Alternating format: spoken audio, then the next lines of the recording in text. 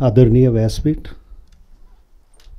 Doctor सप्तर्षी, doctor Rajan, माझे मित्र आहेत, साताऱ्यावरून काय आलेत, काही पुण्यातून आलेत, आणि बंधू भगिनी. आजचा विषय जो आहे तो भरकटलेला राष्ट्रवाद. एक 15-20 दिवसापूर्वी डॉक्टर साहेबांचा फोन आला होता, ऑर्डर म्हणूया आपण, आणि कुठल्या विषयावरती बोलणार. मग आम्ही म्हटलं की सुसंवाद वगैरे वगैरे असं वेगवेगळे शब्दांचं हे चाललं आहे. ते म्हणजे त्यापेक्षा राष्ट्रवाद हा शब्द हे करूया आणि त्याच्यावरती भरकटलेला करूया. म्हटलं राष्ट्रवाद हा नेहमी भरकटण्यासाठीच असतो, ह्याची माहिती आपल्यापेक्षा आणखीन जास्त कोणाला असणार आहे. मग माझ्या लक्षात आलं की ह्या भरकटलेला राष्ट्रवादाचा मेरुमणी कोण आहे. तर ट्राईड, टेस्टेड अँड प्रूव्हन म्हणतो आपण, तसा हिटलर आहे. म्हणजे हिटलरचा भरकटलेला राष्ट्रवाद पण होऊ शकतो. म्हणजे अशा पद्धतीनं राष्ट्रवाद काय हे समजून घेतलं तर त्याची व्याख्या डायरेक्टली करता येत नाही. जसं वारा आपल्याला दिसत नाही पण वारा आपल्याला जाणवतो. पान हललं, डोळ्यामध्ये धूळ गेली, सुगंध आला, म्हणजे ही जशी वाऱ्याच्या माध्यमातून वेगवेगळी आपल्याला जाणीव होते. ते सुगंध आला तर आपण आनंदी होतो, धूळ डोळ्यात गेली तर आपल्याला त्रास होतो, दुर्गंध आला तर आपल्याला त्रास होतो. मग हा राष्ट्रवाद जो आहे तो कुठल्या कुठल्या माध्यमातून आपल्याला दिसू शकतो. मग तो जमिनीच्या माध्यमातून दिसतो, भूभाग असतो स्पेशल. मग जननी जन्मभूमीश्च स्वर्गादपि गरीयसी असं म्हटलं जातं त्याच्यासाठी. भाषेच्या बाबतीत राष्ट्रवाद निर्माण होऊ शकतो. आपण बांगलादेश बघितलं, 71 साली जे पाकिस्तानपासून वेगळे झाले ते भाषेच्या दृष्टिकोनातून झालं. पारतंत्र्यातले देश असतात, त्यांना एकत्र येण्यासाठी कुठलं तरी एकक माध्यम लागतं. मग ते कधी धर्माचं असतं, कधी देशाचं असतं, म्हणजे भूभागाचं म्हणूया आपण, कधी जातीचं असतं, कधी वंशाचं असतं.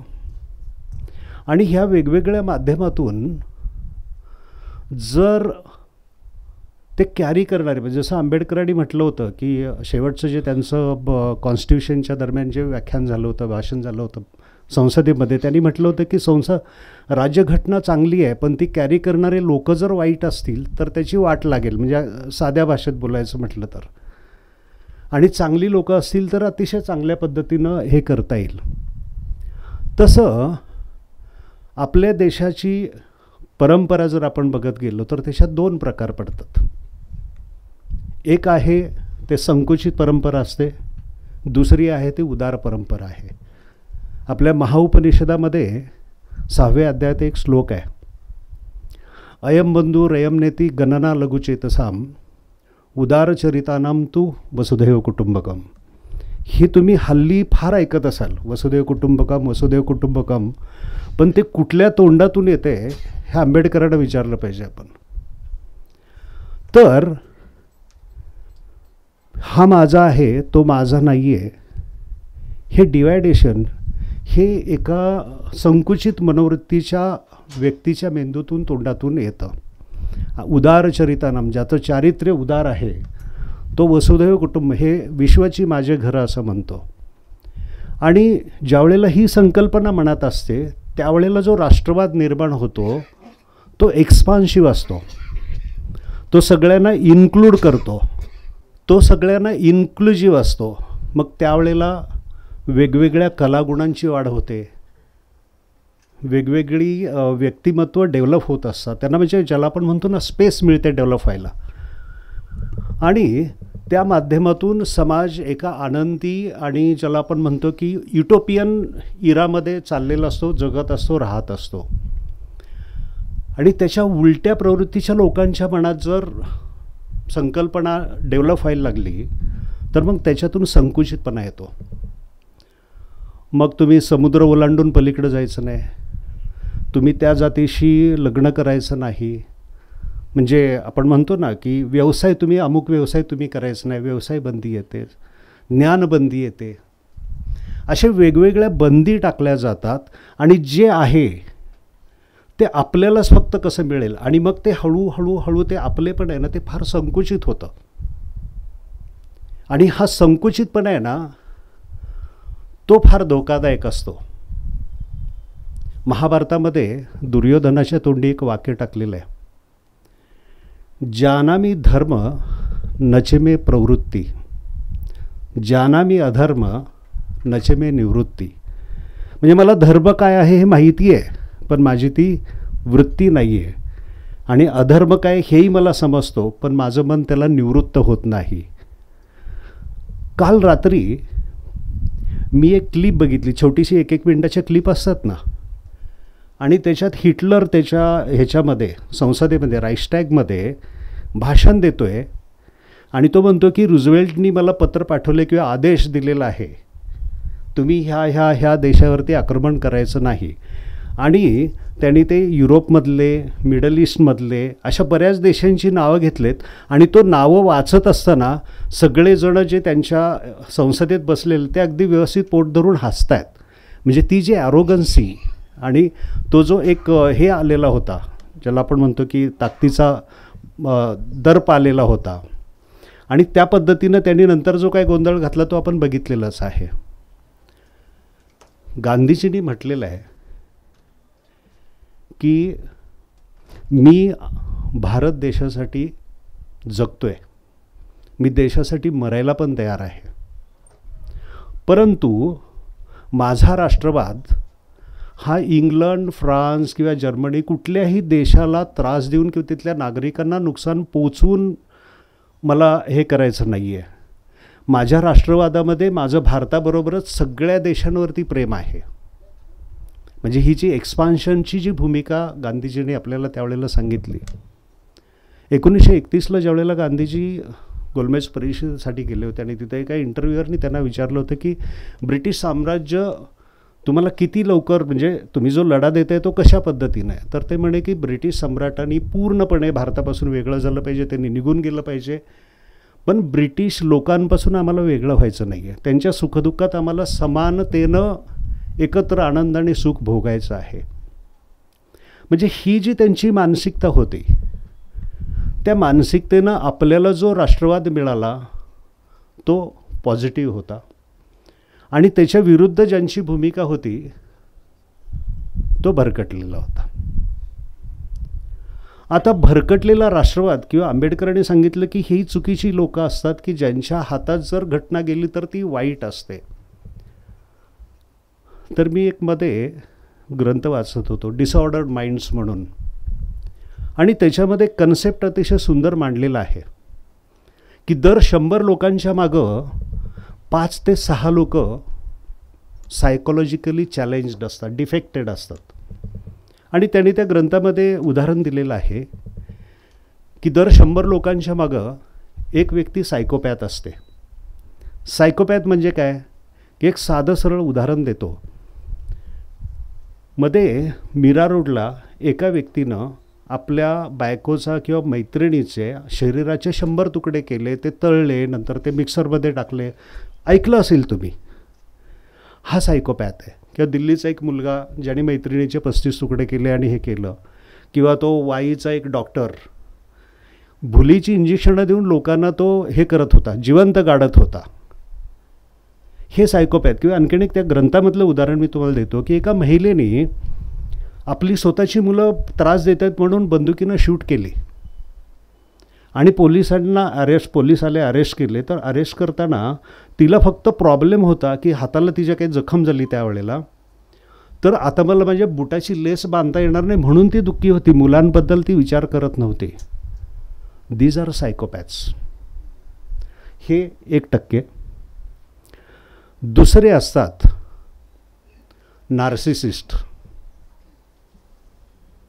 अहम ब्रह्मास्मी असतील, कुठेही कोपऱ्यात बसलेले असतील, हे असतील, पण मी संपूर्ण वेगळा आहे, मी जगापेक्षा वेगळा आहे, माझ्यापेक्षा दुसरं कोण. म्हणजे अरे तिथं हे आहे, काय म्हणतो आपण त्याला, की आपण एखाद्या व्यक्तीला विचारलं की अरे ते 100 लोक परीक्षेला बसले, म्हणजे तो नापास होणार असतो पण तो त्यावेळेला बोलेल की हू विल बी सेकंड. म्हणजे मी पहिला येणार आहे असं दरपोक्तीच असते त्याची.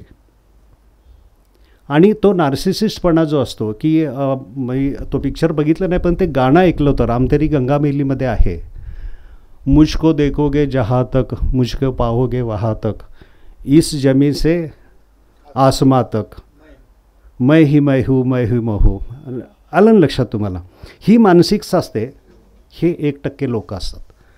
आणि पॅरानॉइया म्हणून जे असतात ना, पॅरानॉइड म्हणजे समजा मी आणि हे आम्ही गप्पा मारत बसलो आहे आणि तिसऱ्या एका माणसाने आमच्याकडं बघितलं आणि आम्ही नेमकं त्याच वेळेला त्याच्याकडं बघितलं, त्याला वाटणार हे माझ्याबद्दलच बोलत आहेत. These people are threat to me. आपण ह्यांचा जर निकाल नाही लावला तर हे आपला निकाल लावू शकतील. स्टॅलिनकडं बघा तुम्ही. स्टॅलिननं त्याच्या आयुष्यामध्ये क्रांतीमध्ये जे जे सहकारी होते ते सगळे संपवले. मिलिटरीमध्ये 1,44,000 अधिकाऱ्यांपैकी 15-20% अधिकारी म्हणजे जवळजवळ 15-20,000 अधिकारी त्यांनी उडवले. ज्या लोकांच्या माध्यमातून त्या अधिकाऱ्यांचे खून केले, आता KGB म्हणतो आपण, पूर्वी काहीतरी वेगळं नाव होतं, तर त्या प्रमुखांना पण नंतर उडवले सतत. आणि ज्यावेळेला हिटलर आक्रमण करणार असे 76 रिपोर्ट्स त्याला दिले होते. किती? 76. एकदाही त्यांनी विश्वास ठेवला नाही माझ्यावरती हिटलर आक्रमण करेल. How he dare? शक्यच नाही. 76 त्याला सूचना मिळाल्यानंतर एकदाही त्याने त्याच्यावरती ॲक्शन घेतली नव्हती. हा झाला पॅरानॉइया. आता हे झाले 5 म्हणजे 4-4.5% हे असतात. असे 5-6% लोक 100मधून बाजूला काढायचे, राहिलेले काही 94-95% असतात. त्यांचं कसं आहे, हॅपी गो लकी, जगा आणि जगू द्या, कटकट नको. आणि त्याच्यात मग हुकुमशाह कसे तयार होतात? तर हुकुमशाह येतात लोकशाहीच्या माध्यमातूनच आणि मग हळूहळू एक गोष्ट आपल्या ताब्यात घेतात. ब्रिटिशांनी जसा रौलट ॲक्ट केला होता, आपल्याकडं काही नवीन कायदे आता येत आहे, त्याच्यावरती तुम्ही सगळेजणच ज्ञानी असल्यामुळं मी फार त्याच्यावरती बोलायची गरज नाही आहे. आणि ह्या कायद्यांच्या माध्यमातून सगळी जी एक्सपान्शनची जी सिस्टीम आहे ती कशी कोलॅप्स करता येईल आणि आपल्याला पाहिजे त्या पद्धतीनं कसं वागता येईल हे त्यांच्या डोक्यात असतं. म्हणजे आपली उंची वाढवण्याच्या दुसऱ्याचे पाय जर कापले तर आपण उंच दिसू, ही मानसिकता असते. हिटलर कसा रेज झाला होता? 1924ला जे इलेक्शन झालं होतं, म्हणजे पहिल्यांदा 1919 वर्षाचा तह आपल्याला माहिती आहे की ज्याच्यात जर्मनीवरती थोडेसे नियम लादले गेले, अपमानित केलं गेलं.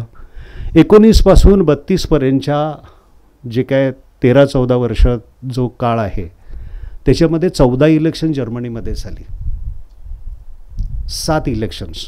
आणि त्याच्यात गव्हर्नमेंट किती वेळा बदललं? 14 वेळेला. 14 वेळेला इलेक्शन बदल झाल्यानंतर 32 साली म्हणजे 24 साली ज्याला 6% होती, 32 साली त्याला 18% पडली त्याच्या नाझी पक्षाला.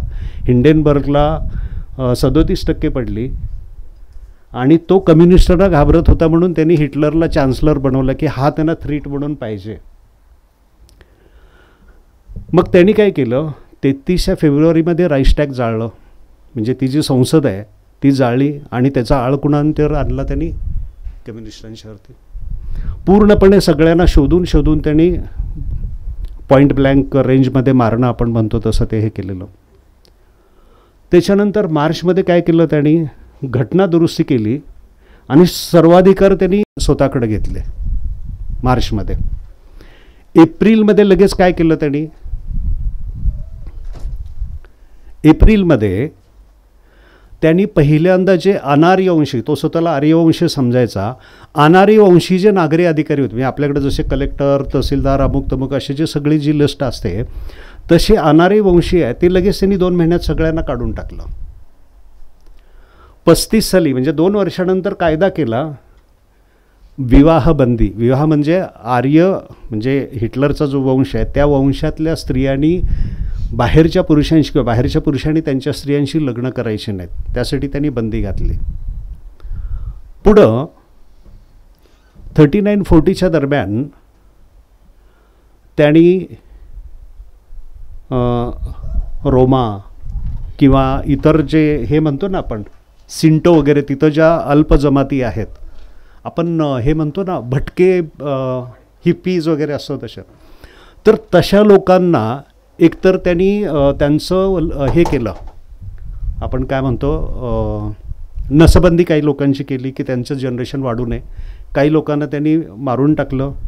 आणि जे अपंग आहेत, शरीराने अपंग आहेत की ज्यांचा क्रिएटिव्हिटीमध्ये उपयोग होणार नाही, अशी 1.5 लाख माणसं त्यांनी मारली. मग ते आर्यवंशीसुद्धा होते. म्हणजे हे जे आहे ना, हे माइंडसेट आहे ना, ते मगाच्या ते 5% माइंडसेट आहे.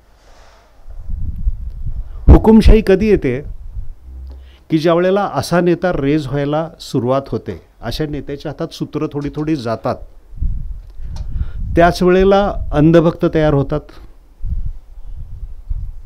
आणि पुन्हा तशाच माइंडसेटच्या, आता मी तुम्हाला म्हटलं की फक्त नेत्यातच 5% लोक तशी असणार आहेत का?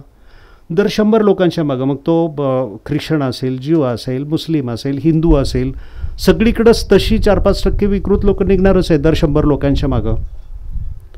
मग असे अंधभक्त एक वेगळे असतात की आपल्यासाठी ईश्वरी अवतार आलेला आहे म्हणून. आणि हे जे असतात की जे याच्यामध्ये रक्तपातामध्ये आनंद घेणारे असतात. म्हणजे माओनी पहिला खून ज्या वेळेला बघितला होता त्यावेळेला त्याला जो आनंद झाला होता तो त्यांनी अतिशय, म्हणजे ज्याला आपण म्हणतो ना एखाद्याला साक्षात्कार झाल्यानंतर जसा आनंद होतो तसा माऊला झाला होता. त्यांनी ते नोट केलं आहे.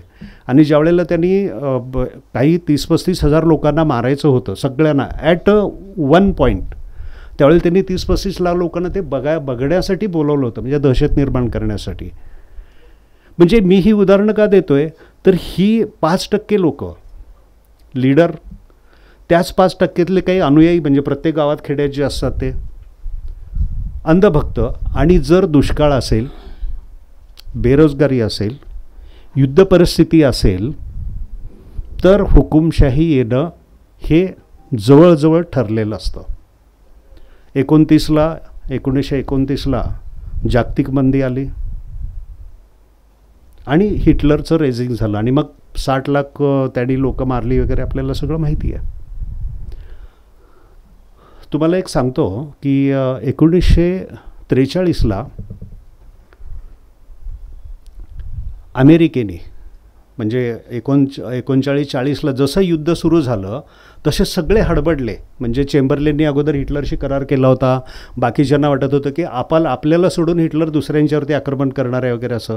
असे सगळे स्वांत सुखाय कंडिशनमध्ये होते. आणि ज्या वेळेला हिटलर आता युद्ध सुरू करतोय आणि सगळं हे करतोय, आणि मग त्यांनी हजारो स्पाईज जर्मनीमध्ये स्प्रेड केले, अमेरिकन CIA किंवा ज्या संघटनेत आहे. आणि 1943 साली त्यांनी त्याचा एक अहवाल तयार केला आणि अहवाल टेबल केला काँग्रेसमध्ये किंवा याच्यामध्ये. आणि तो 12 मार्च 68ला, म्हणजे 25 वर्षानंतर त्यांच्याकडं ओपन करतात. तो गुगलवरती अवेलेबल आहे. Psychological analysis of Adolf Hitler. Walter Sanger म्हणून त्याचा प्रमुख अधिकारी होता, त्याच्या नावाने तो आहे. आणि मी तो गुगलवरून डाउनलोड केला.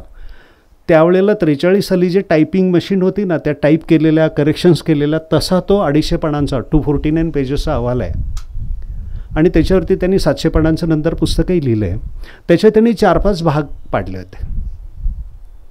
की पहिला भाग आहे हिटलर स्वतःला काय समजतो. आणि मग त्याच्यात त्यांनी सांगितले की वेगवेगळ्या लोकांच्याकडून त्यांनी कलेक्शन केली ना माहिती. तर एकाला हिटलर म्हणतो, तुला माहिती आहे का की आत्ता तू सर्वश्रेष्ठ जर्मन माणसाच्या समोर उभा आहेस.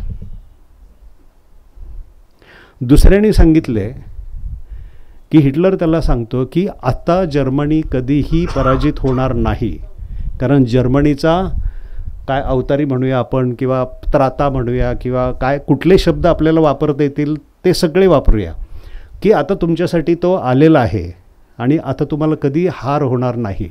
जर्मन जगामध्ये सर्वश्रेष्ठ होणार आहे. तिसऱ्याने वेगळ्याच गोष्टी सांगितल्या. म्हणजे ज्याला आपण म्हणतो की नाही, की तिसऱ्याने सांगितलं की त्याला हिटलरला एक बायबलसारखा ग्रंथ लिहायचा होता, की नंतर पुढं जर्मनवासियांना, युरोपवासियांना हा ग्रंथ पुढं बायबलपेक्षाही चांगला गाईड म्हणून उपयोगी पडेल, असा त्याला ग्रंथ लिहायचा होता. त्याची स्पर्धा येशू ख्रिस्ताशी होती. तो स्वतःला अवतार समजायचा. म्हणजे चमचे असतात ना, त्यातला हॅम्बरचा महापौर होता, तो म्हटलं होतं की आम्हाला ह्याची गरज नाही, ख्रिश्चन धर्मगुरू वगैरे जे असतात, हां, आम्हाला हिटलरच्या माध्यमातून ईश्वराशी कनेक्शन जुळवता येतं. एका चर्चनी सांगितलं होतं की हिटलर जे बोलतो त्याला ईश्वराचा आशीर्वाद आहे.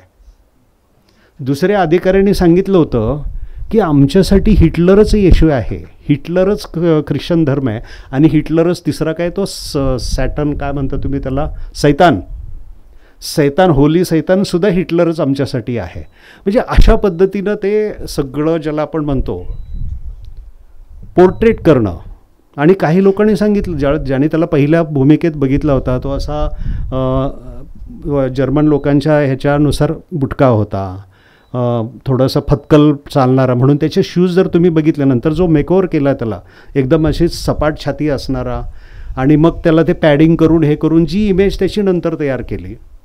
म्हणजे एक ओल्डेवाड की काहीतरी एक असा टेकडी आहे, त्या धबधब्याच्या तिथे एक मोठं पोस्टर लागलं होतं त्या काळामध्ये, आणि त्या पोस्टरवरती लिहिलं होतं की we believe in holy Germany, Hitler is holy Germany, we believe in holy Hitler, किंवा फ्युरर वगैरे काय तुम्ही म्हणतात असं. परत एक असं पोस्टर केलं होतं तयार की हिटलरमध्ये त्याचा फोटोमध्ये आणि येशू ख्रिस्ताचे फोटो साईडला, कॅमोफ्लॉज वगैरे काय म्हणता ना तुम्ही त्याला, की वेगवेगळे येशूचे वेगवेगळ्या ह्याच्यातले फोटो साईडनी, आणि मध्ये हिटलरचा फोटो. म्हणजे अशा पद्धतीने इमेज तयार केली जाते. मग नॉन बायोलॉजिकल कुणाला व्हावं असं वाटतं, कुणाला वेगळ्या पद्धतीने हे करावं लागतं. म्हणजे ह्या ज्या इमेज बिल्डिंगमध्ये आपण ज्या वेळेला जातो त्याच्यामागं काहीतरी षडयंत्र असतं. नाहीतर गांधीजी फक्त 2 याच्यावरतीच राहत होते, तरी जगभरातल्या लोकांनी त्यांना हे केलं होतं.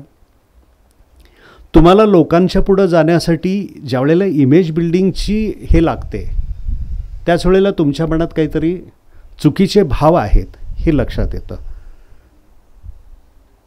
मग आपल्याकडं ते हे अवतार आहेत, आणि कल्की अवतार आहेत, किंवा 11वे 12वे अवतार वगैरे, अशा पद्धतीनं जे सुरू होतं ते त्या पद्धतीनं चाललेलं असतं. त्याच्यानंतर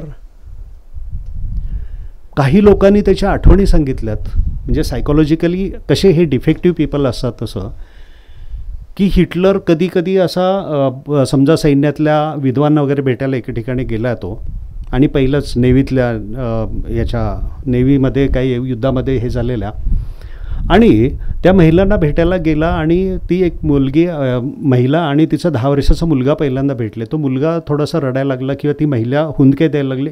ॲटोमॅटिकली होतं, आठवण येते ती. ते रडायला लागल्यानंतर हिटलर एवढा शॉकमध्ये गेला की तो बाकीच्या लोकांना भेटण्याच्या ऐवजी सरळ गाडी जाऊन बसला आणि निघून गेला. रात्रीचा तो ओरडत उठायचा, झोपेतून ओरडत उठायचा, आणि बेडच्या, ते मोठे बेड असतात, कोपऱ्यात बसून तो असा भिंतीवरती हे तिथं आहेत ते तिथं आहेत, म्हणजे हे जे भास होणं म्हणतो की नाही आपण म्हणतो ना भूतक इथं दिसतात वगैरे, असं असे भास होणारा तो, त्या पद्धतीचं त्याचं जीवन होतं. इन्फिरियर कॉम्प्लेक्समुळं तो काय करायचा, म्हणजे आतून प्रत्येकाला माहिती असतं आपण कोण आहे ते. रात्री 12 वाजता पंख्याखाली आपण बसलो की आपल्या लक्षात येतं की आपली खरी, म्हणजे कोल्हा आपण म्हणतो ना की पहाटेची किंवा संध्याकाळची सावली बघून जर उंट मारायला निघाला तर रात्री किंवा दुपारी 12 वाजता त्याच्या लक्षात येतं की आपल्याला उंट काही परवडणार नाही म्हणून. ते रात्रीचं त्याला सतत जाणवत होतं, आणि त्याच्या त्या शॉकमध्ये तो असायचा. पण दिवसा काय करायचा, 1000 वर्ष टिकेल अशा बिल्डिंग्ज आपण बांधल्या पाहिजेत, आणि मोठमोठ्या बिल्डिंग्स त्यांनी बांधायला आर्किटेक्ट त्यांनी सुरुवात पण केली होती तशी. फ्रान्सचा पाडाव केल्यानंतर तो ज्यावेळेला फ्रान्समध्ये गेला होता त्यावेळेला नेपोलियनची समाधी बघायला गेला. नेपोलियनची समाधी अशी आहे की तुम्ही असं साईडनं बघू शकता, आणि खाली वाकून असं तुम्हाला तिथं समाधीस्थळ दिसतं. तो म्हटला माझी समाधी अशी नसणार आहे, माझी समाधी 700 फूट उंच असेल. लोकांनी माझ्याकडं मान वर करून बघितलं पाहिजे, माझा संदेश लोकांना कायमचा हे झाला पाहिजे. त्याच्यानंतर तो म्हटला की अख्ख्या युरोपमधली लोक माझं स्वागत करतील, माझा अभिमान बाळगतील, मला दुआ देतील, कारण मी इथली सगळ्यात वाईट लोक जे आहेत त्यांना हे केलं, म्हणजे जगाचा सम्राट होण्याच्या ऐवजी मी एका समाजाच्या मागं लागलो आणि तो पूर्ण संपवला, आणि त्यामुळं आता युरोपमधली लोक सुखी राहतील. म्हणजे अशा कुठल्या तरी वेडगळ कल्पनांच्या मागं ज्या वेळेला एखादा नेता जातो आणि ज्या वेळेला एखादा नेता आणि त्याच्या मागं अशी लोक जातात, तर एक उदाहरण मी आपल्याला देतो. मुंग्या आपण बघितले की मुंग्या एका सरळ रेषेत चाललेल्या असतात. त्या का चालतात तशा, तर प्रत्येक मुंगीच्या पार्श्वभागाला एक फेरोमेन म्हणून जे द्रव्य आहे त्याचा वास येतो असतो, आणि मुंगी तो वास, पुढच्या मुंगीचा वास घेऊन तशी ती रांगेत चाललेली असते. एका शास्त्रज्ञांनी शोधलं होतं की 100 मीटर असेल किंवा 100 फूट असेल त्याच्या परिघामध्ये, व्यासामध्ये लाखो मुंग्या मरून पडलेल्या आहेत. आणि मग त्याच्या लक्षात आलं की जी लीडिंग मुंगी होती तिला चकवा लागला, तिला रस्ता लक्षात नाही आला आणि ती त्याच्यातच गोल फिरत गेली, आणि बाकीच्या मुंग्या तिच्या मागं ते फेरोमेनच्या द्रव्याच्या वासाने फिरत राहिल्या, आणि शेवटी काही काळानंतर त्या पाणी नाही, अन्न नाही, उपाशी मरून मेल्या.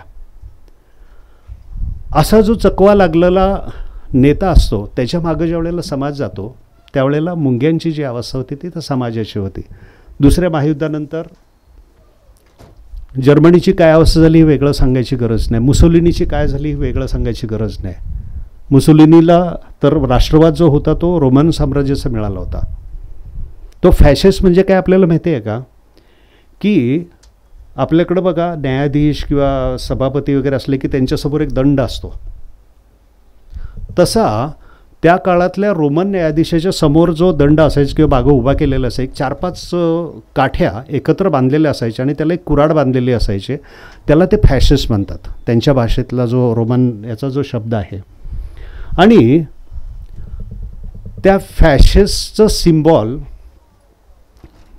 मुसोलिनीनं त्याच्या पक्षासाठी स्वीकारलं होतं, आणि त्याच्यामुळं त्या फॅशिस्टचं सिम्बॉल घेणारे फॅसिस्ट, म्हणजे पहिल्यांदा तो शब्द किती चांगला होता, फॅसिओ. आणि मग ते फॅसिझमकडे झालं की फॅसिझम नंतर मुसोलिनीच्या वागण्याने एक शिवी झाली. आलं ना लक्षात.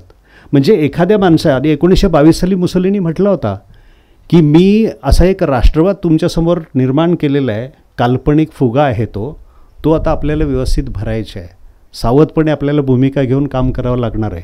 आणि शेवटी काय झालं त्याचं आपण बघितलं. 12-13 वर्षाच्या हिटलरच्या याच्यामध्ये काय झालं तेही आपण बघितलं. म्हणजे अशा पद्धतीनं तो जो मी म्हटलं ना की गुगलवरचा जो हे आहे तो मी ज्यावेळेला प्रिंटआउट काढला, मी काय केलं, पहिल्यांदा त्याचा शेवटचा पार्ट वाचला, कन्क्लुजन पार्ट जो असतो. म्हटलं हे 250 पानं वाचायची तर पहिल्यांदा कन्क्लुजन काय ते बघूया. कन्क्लुजनमध्ये त्यांनी म्हटलं होतं 7-8 पॉईंट्स होते की हिटलर दुसऱ्या देशाच्या तावडीत सापडेल का, तर त्यांनी सांगितलं की तो एवढा सावध आहे की तो दुसऱ्या देशाच्या तावडीत जाणार नाही. तो हरला तर दुसऱ्या देशात जाईल का, तर ते म्हटले की नाही जाणार तो, कारण पहिल्या महायुद्धामध्ये कैसर राजा जो होता जर्मनीचा त्यांनी दुसरीकडं हे घेतलं होतं, आश्रय घेतला होता, तर त्यावेळेला हिटलरनी त्याच्यावरती टीका केली होती, त्यामुळं तो तसा जाणार नाही. त्याच्यानंतर ते म्हटले की त्याच्यात बंड होईल का, सैनिकांचं बंड म्हणतो आपण तसं, ते होण्याची शक्यता आहे, पण तो एवढा सावध आहे की ही विल क्रश दॅट. आणि नंतर आपल्याला माहिती आहे 44 दरम्यान त्यांनी क्रश पण केलं होतं. त्याच्यानंतर त्यांनी विचार केला की हा हुतात्मा होईल का, तर म्हणजे त्याचीही शक्यता आहे, कारण तो नेहमी धमक्या द्यायचा. म्हणजे जर जर्मनी हारली किंवा आम्ही जर हारलो, आमच्यावरती जर जगाने आक्रमण केलं तर आम्ही मरूच मरू, पण आम्ही सगळ्यांना बरोबर घेऊन जाऊ, ही त्याची भावना असायची. त्यामुळे तो स्वतःला हुतात्मा करून पुढच्या पिढ्यांनाही मार्गाला लावण्याचा प्रयत्न करेल हे सगळं अपेक्षित होतं. आणि शेवटी त्यांनी म्हटले तो आत्महत्या करेल का, आणि ते म्हटले की ह्याची शक्यता जास्त आहे, एकतर तो मनोरुग्ण होऊन मरेल किंवा आत्महत्या करेल. आणि शेवटी आपल्याला माहिती आहे की त्यांनी आत्महत्या केली. ते वाचल्यानंतर मग मी ते सगळं बारकाईनं वाचलं, आणि मग त्याच्यात हे लक्षात आलं की तो वेगवेगळी स्वप्न दाखवत होता, आणि स्वतःच्या लहानपणीचा जो गोंधळ आहे म्हणजे सायकॉलॉजिस्ट जे शास्त्रज्ञ असतात त्यांनी सांगितले की ज्यांना लहानपण सुखाचं आनंदाचं मिळत नाही त्याचा आर्थिक याच्याशी संबंध नाही. ज्या लहान मुलांना 6 महिन्यापासून 2 वर्षापर्यंत 2.5 वर्षापर्यंत सुख नसेल किंवा ज्याला आपण म्हणतो चांगलं वातावरण नाही मिळालं तर त्याच्यामधून हे असे विकृत लोक तयार होतात असं जे सायंटिस्ट लोकांनी सांगितलेलं आहे. त्याचे हे बळी दिसतात असे. पण ह्यांच्यामुळं कसं होतं, ह्यांच्या मागं लोकं लागली तर ते जे चकवा देतात त्या मुंग्यांसारखी अवस्था होते. महायुद्धासारखी महायुद्ध होतात.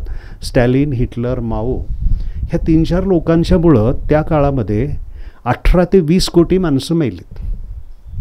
आपण फक्त 50-60 लाख ज्यू ही संख्या बघतो, पण सगळ्या देशाचा ह्याचा विचार केला तर अशा पद्धतीनं तो आहे.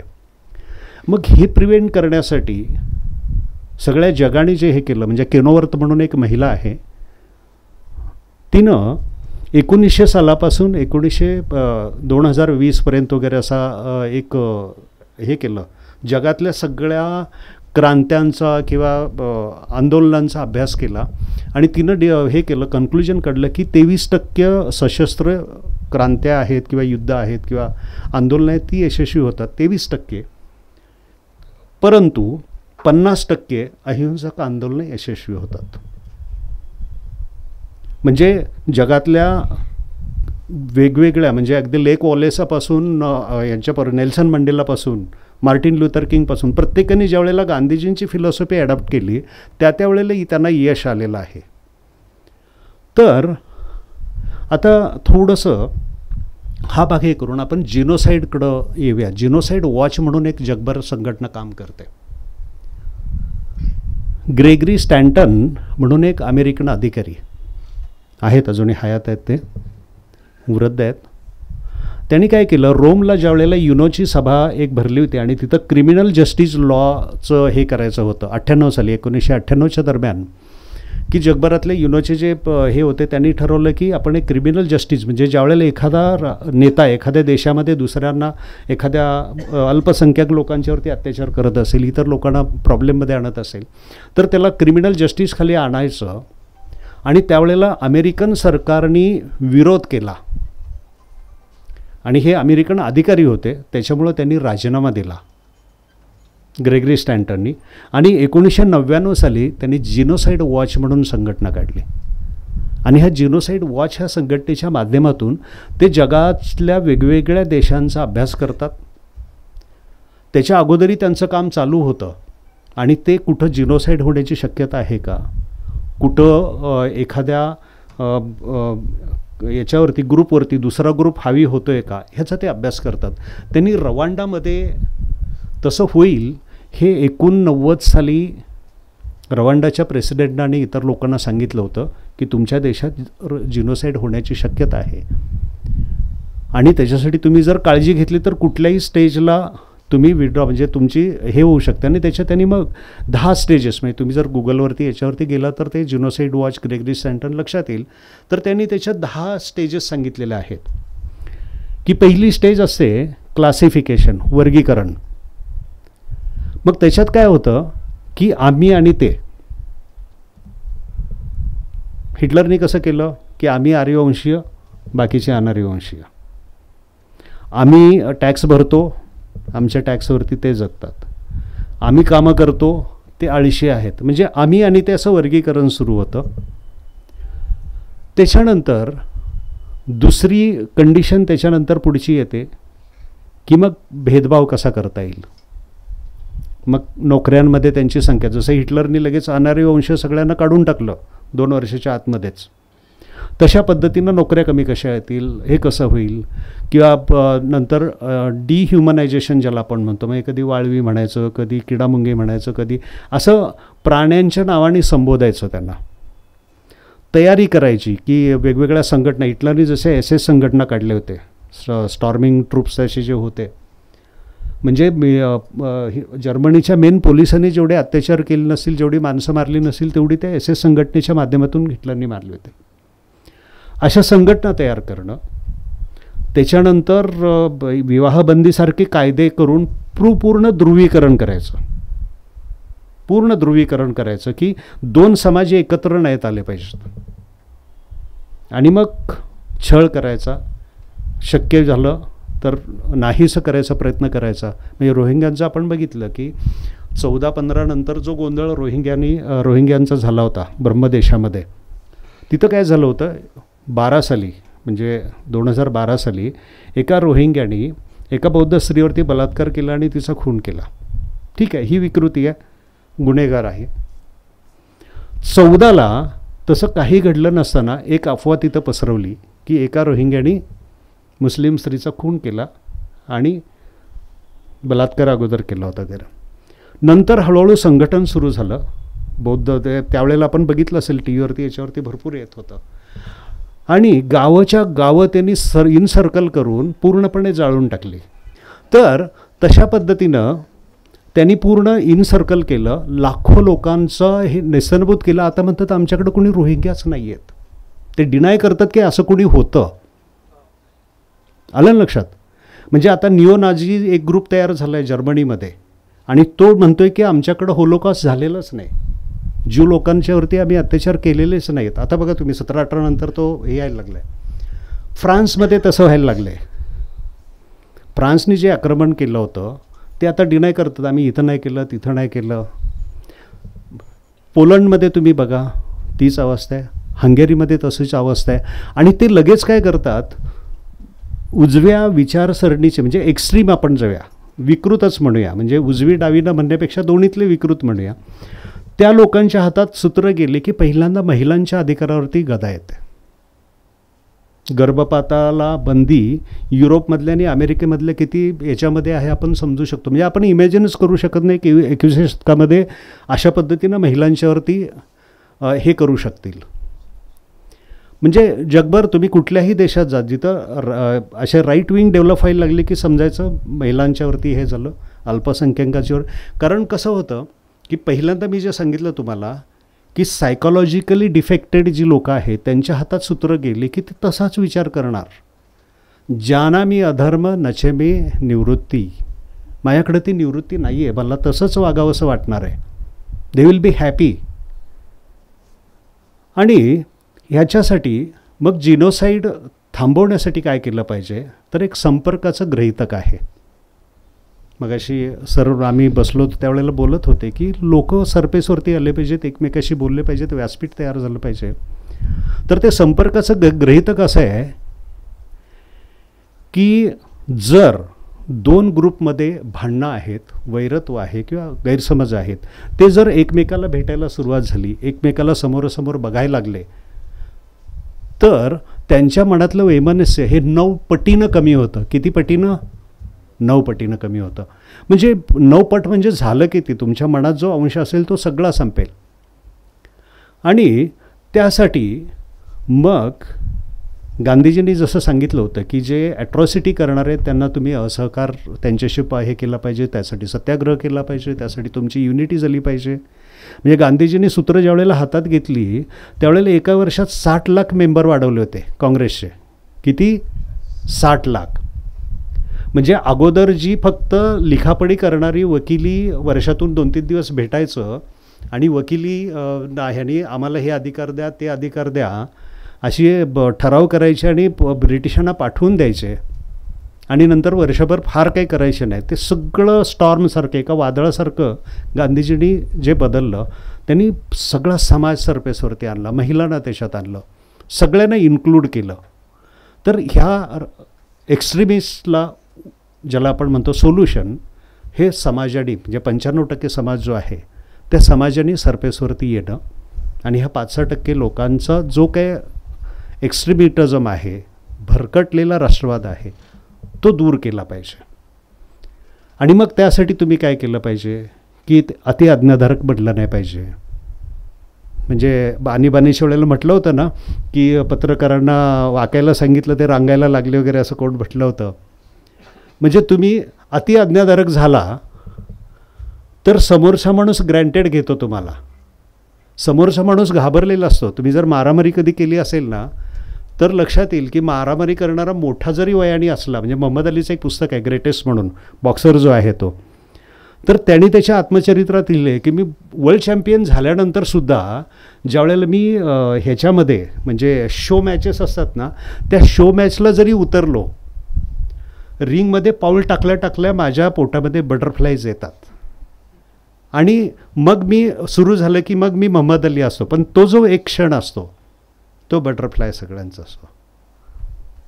तर तशा पद्धतीनं आपण जर स्ट्रॉंग राहिलो, जसं शेतकऱ्यांचे 3 हे झाले, आणखीन मगाशी कुठलं तरी नाव घेतलं होतं, आणखीन एक कायदा मागे घेतला, भाषेचा काहीतरी हे झाला, भाषेच्या दरम्यान वगैरे. तर असं होतं. ते पहिल्यांदा ते अंदाज घेतात. म्हणजे तुम्ही जर ॲनिमल प्लॅनेट किंवा डिस्कवरी किंवा कुठली चॅनल बघितली तर ते प्राणी कसं अंदाज घेत असतात एकमेकाला मारताना किंवा हे करताना, आणि तो ओव्हर पॉवर होते लक्षात आल्यानंतर लगेच पळून जातात. हे ॲनिमल इन्स्टिंक्ट आहे. त्याच्यामुळं एकत्र येणं, वेगवेगळ्या संस्था संघटनांमध्ये आपलं प्रेझेन्स देणं, त्या संस्था टिकल्या पाहिजेत, कारण ते आपले ऑक्सिजन आहेत, आपल्याला जिवंत ठेवणारं ते सेंटर आहे, ते एनर्जी पॉईंट आहे. तो व्यवस्थित, म्हणजे धर्मो रक्षिती रक्षिता म्हटलं जातं, तुम्ही धर्माचं रक्षण केलं तर तो तुमचं रक्षण करेल. अशा ज्या संस्था आहेत, म्हणजे ही आपली गांधी भवन ही संस्था पण घ्या तुम्ही, अशा ज्या वेगवेगळ्या संस्था असतील त्या संस्थांमध्ये तुमचं प्रेझेंट असणं आणि तिच्या माध्यमातून तुम्ही स्वतःला एक्सप्रेस करणं, तुम्ही येऊन बसणं, हे सुद्धा तुमचं एक्सप्रेस होणंच आहे. तर अशा पद्धतीनं तुम्ही हे केलं पाहिजे. कुठंही ॲट्रॉसिटी होत असतील तर तुम्ही आवाज दिला पाहिजे, सपोर्ट दिला पाहिजे, तुम्ही प्रेमानं त्यांना सांगितलं पाहिजे की हां भिवू नकोस, पुढं बी काय बोलत नाही आहे. नाही, म्हणून मी म्हटलं की मी इथली जी व्याख्यानं आहेत ना, म्हणजे इथं जरी माझं कमी येणं जाणं झालं असलं तरी मी सप्तर्षी सरांचं अगोदरचं नंतरचं बोलणं आणि इतर वक्त्यांची मी ऑनलाईन सगळं बघतो, यूट्यूबवरती जे आहेत ते सगळं. त्याच्यामुळं मला इथं काय बोलायचं नाही आहे हे माझ्या लक्षात येतं की रिपिटेशन करायला नको. तर त्या पद्धतीनं 95% लोकांचा जो साईक असतो तो मी तुम्हाला समजावून सांगतो. आता एक नवीनच पुस्तक आलं आहे, माझ्या लक्षात नाही आता नाव त्याचं. त्याच्यात त्यांनी फार चांगल्या पद्धतीनं सांगितलं आहे की 12व्या 14व्या शतकामध्ये ज्या डेथ्स झालेल्या आहेत तर त्याच्यामध्ये हिंसेनं मृत्यू झालेल्यांची संख्या 14% आहे. आणि मागच्या शतकामध्ये 2 महायुद्ध होऊन आणि एवढे दंगली आणि वॉर्स होऊनसुद्धा 1.3% लोक हिंसेने गेलेली आहेत. म्हणजे रेशो लक्षात घ्या. मग त्यांनी ॲनालिसिस असं केलं आहे की माणूस हा डायरेक्टली किल करण्यामध्ये त्या 5%तला नसला पाहिजे. आपण आता 95%बद्दल बोलतो आहे की समोरासमोर जर शस्त्रांनी वार करायचे असले तर तो सहसा करत नाही, तो मारत नाही. युद्धात माणसं कशी जातात तर 5% लोक, म्हणजे ते जो ॲनालिसिस आहे ते मी सांगतो आहे की इतर काही कारणं असतात, तिकडे ॲक्सिडेंट झाला, जीप कोसळली, अमुक झालं, फिरणं जे असतं आपण म्हणतो, आता विमानच कोसळलं काही संबंध नसताना, तशा ज्या डेथ्स होतात त्या 1% असतात. त्याच्यानंतर जी काय हातगाईची लढाई असते त्याच्यात 2% होतात. म्हणजे अशा किरकोळ याच्यामध्ये किंवा रसायनांचा वापर केला जात होता किंवा हे होता तर त्याच्यामध्ये 2%, असं एक 5% लोकांचं क्लोज रेंजमध्ये मृत्यू होतो. आणि भुसुरून पेरलेले असतात बघा, काही सैन्य येतं आहे पण कुठला सैनिक येतो हे माहिती असतं का? ज्यावेळेला तुम्ही 4 फुटावरती एकमेकासमोर आहात तुम्हाला माहिती आहे की आपल्याला त्याला मारायचं आहे, पण ज्यावेळेला तुम्ही भुसुरून पेरता तुम्हाला माहिती आहे की तुम्ही कुणाला मारता नाही आहे. तसे 10% रणगाडे किंवा व्हेकल्स उडवण्यासाठी जे सुरुंग पेरलेले असतात तसे 10%. आणि एअर बॉम्बिंग जे होतं, तोफांचं आणि एअर बॉम्बिंग, त्याच्यामध्ये 95 म्हणजे 75%, म्हणजे लाँग डिस्टन्समध्ये किलिंग होतं ते 95% होतं, क्लोज रेंजमध्ये 5%. म्हणजे हा झाला सामान्य व्यक्तीचा, जगा आणि जगू द्या म्हणणाऱ्या व्यक्तीचा सायकोलॉजिकल ॲस्पेक्ट. आणि मग त्याच्यामध्ये हे जे 5% लोक आहेत ते सतत स्वतःला हे करतात म्हणतो आपण ना, सावध असतात. आणि जिथं मायनॉरिटी येते, जिथं कमी ग्रुप असतो तिथं ते हाराकिरीवरती येतात आणि त्यांच्याकडून जास्त हिंसा होऊ शकते. म्हणजे सावधपणे तुम्हाला कसं समाजामध्ये इनसर्कलिंग करायचं आहे. ते ॲनिमल प्लॅनेट जरी बघितलं तरी त्याच्यात लक्षात येईल की आपल्याला हिंस्र प्राण्यांना हे करायचं आहे, हँडल करायचं आहे. आणि ते करताना राष्ट्रवाद कसा भरकटणार नाही याच्याकडे गेलं पाहिजे. 1914ला पहिलं महायुद्ध सुरू झालं आणि 24 डिसेंबरची संध्याकाळ आहे. एका बॉर्डरवरती म्हणजे जर्मन सैनिक एका साईडला आणि ब्रिटिश सैनिक एका साईडला.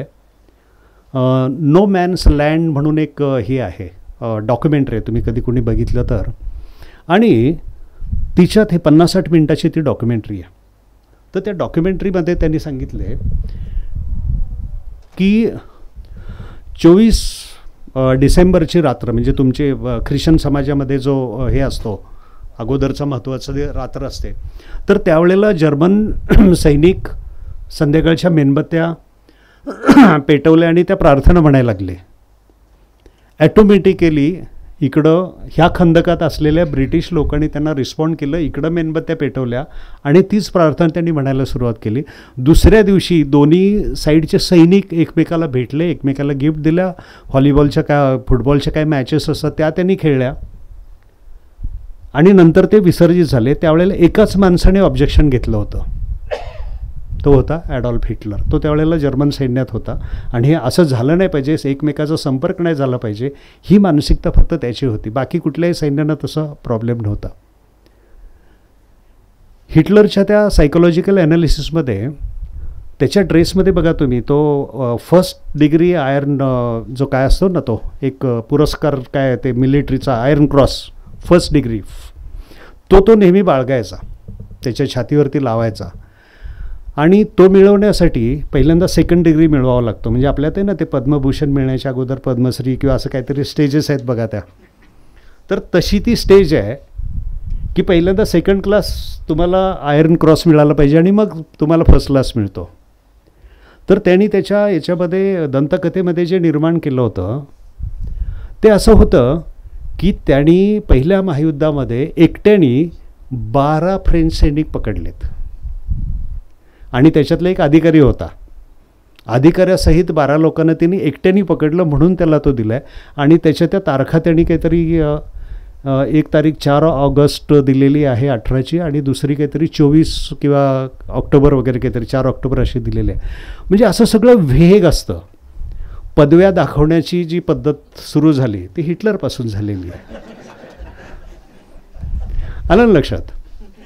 आणि त्याच्यामुळं तुम्ही बघितलं असेल की तो ज्या पद्धतीनं बोलायचा, तर तो त्यावेळेचं दूरदर्शन आणि ह्याच्यावरती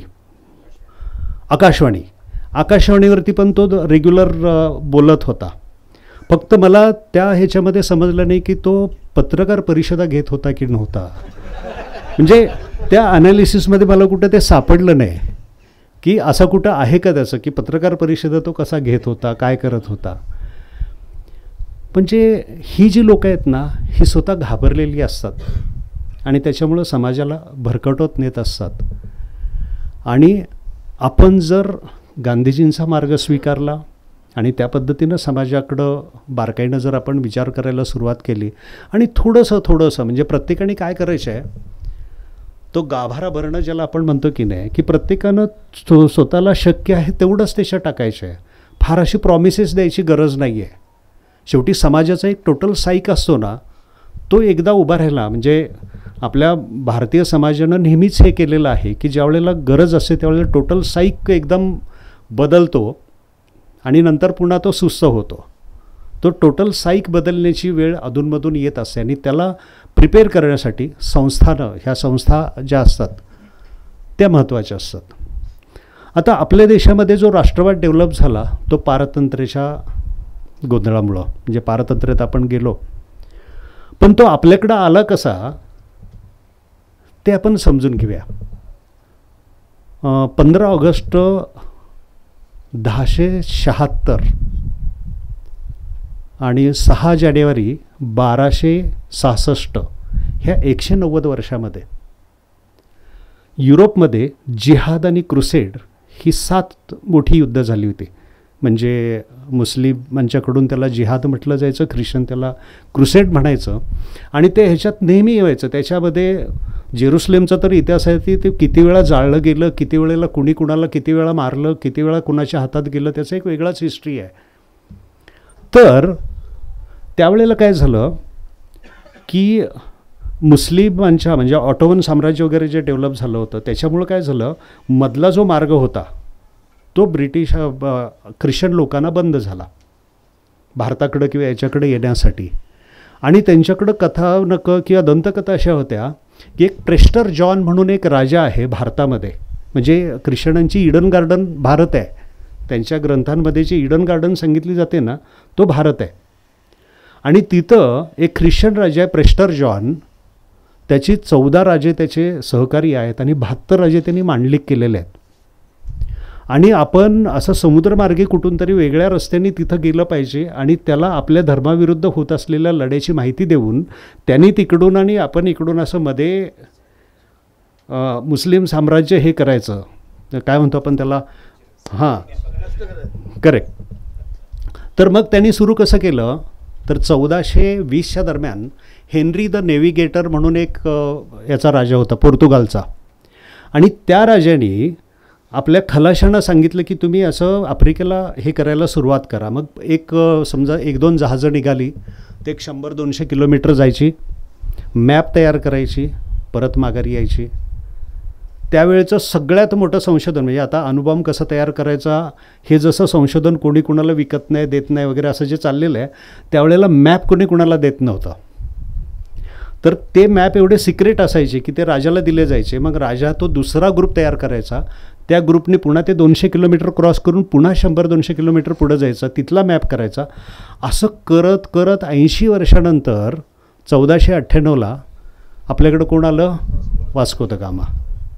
नंतर तो 1502 साली आला, नंतर 1505ला अल्बुकर्क वगैरे आला. आणि त्याच्या दरम्यान 7 एप्रिल की कुठला तरी एक दिवस आहे 1494चा. तर त्यावेळेला एक करार झालेला आहे. पोपनी काय केलं की कोलंबस हा याचा स्पेनचा तो भारताकडं निघाला आणि तो अमेरिकेला गेला आणि Vasco da Gama Cape of Good होपला वळसा घालून भारतात आला.